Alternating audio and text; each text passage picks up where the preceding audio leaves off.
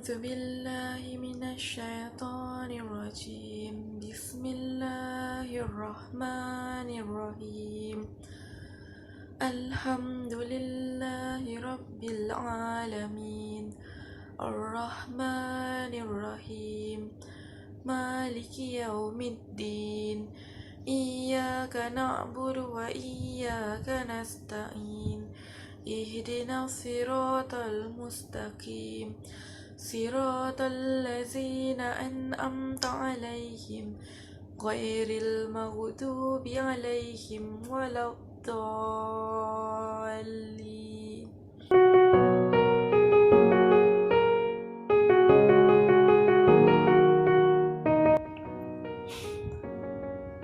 Hi and Assalamualaikum warahmatullahi wabarakatuh guys. Today I want to tell you why I chose this surah, which is Al-Fatiha, and how it reflects my life.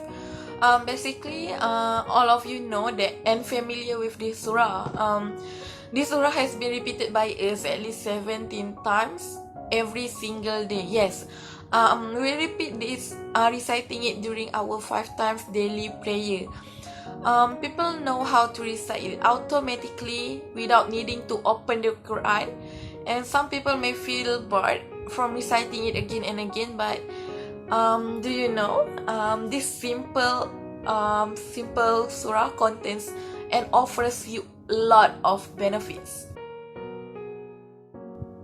As I said earlier, Surah Al-Fatiha is most often repeated surah in the Quran. We recite it in every raka'ah of every prayer. In fact, we recite it so much that it becomes automatic to recite it, and we don't even realize what we are reciting. Therefore, for me, it's important to study and keep studying the surah, so as the message can sink in every time we recite it in the salah, and so it doesn't get boring every time we do our prayer.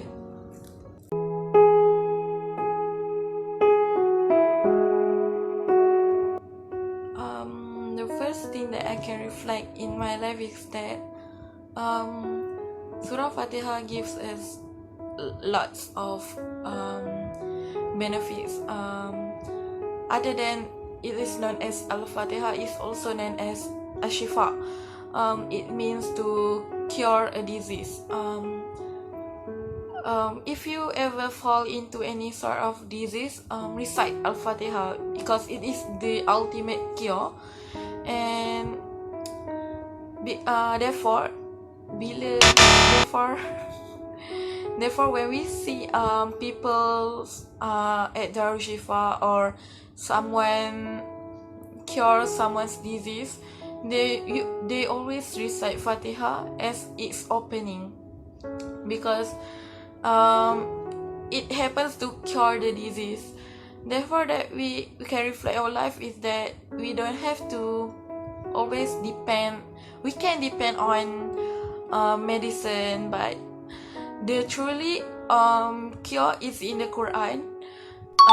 Every surah has its advantages, has its benefits, but in Fatiha can, inshallah, Al-Fatiha can cure the disease that you feeling right now.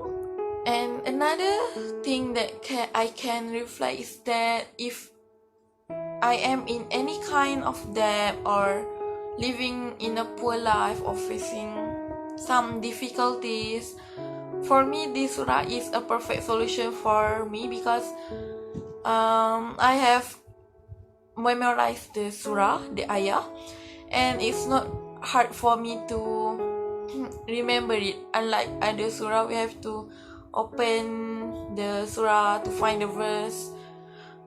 This surah is the perfect solution for you if you are having difficulties.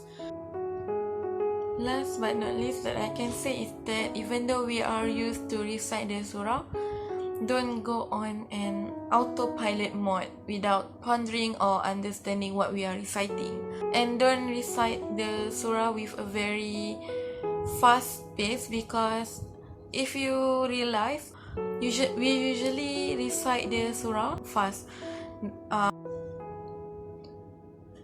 For example, if you try to speak to the people at the same pace as you recite the Surah Al-Fatihah in your prayer, look at their reaction.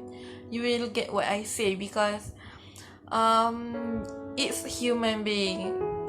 This surah we recite is to our creator, our God, the one who creates us. If we recite the surah in a very fast pace, you will realize that it's how you speak to Allah, your only king in the world.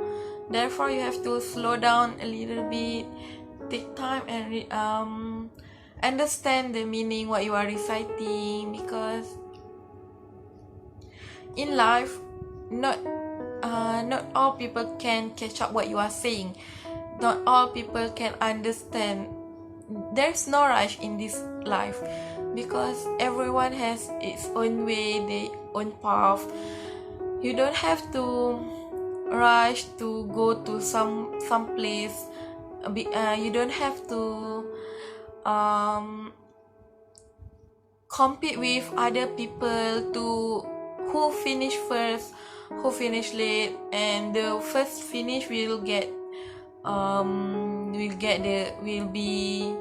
champion, or the lose one will be a loser forever. It's not that. Life is not a race. Every people has its own life. Allah has determined their own path. Therefore, we have to just enjoy what we are doing right now. You don't have to compete with other people. Maybe, for example, if you are 25 right now, you have to get married. Otherwise, people will not like you. At 25, you have to have a job. You have to have a house. It's not like that, because if we try to compete with other people, we don't live our life as we want to live. Therefore, they will be depressed, they got suicide, because people live on other people's expectation, other people's assumption. We try to fit in other people's fantasies. We don't live as what we want. We want to conform in the society. Therefore, we follow what they told us to do. It's not good, because when you live in other people's fantasy, they don't care about you, because they only care about them.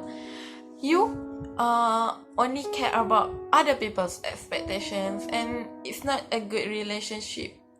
You have to respect your body, yourself, your soul.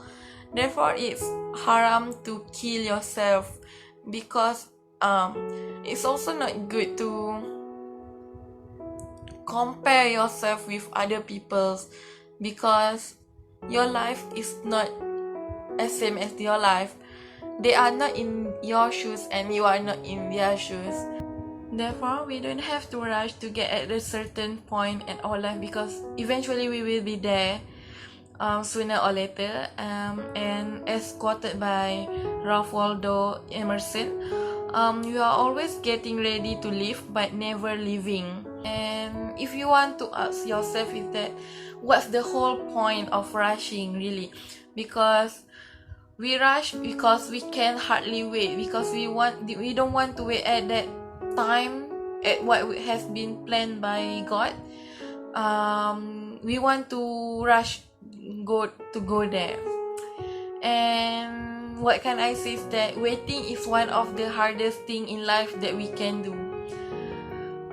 What I want to advise that take time for all things. Great haste makes a great waste. That's all from me. Thank you.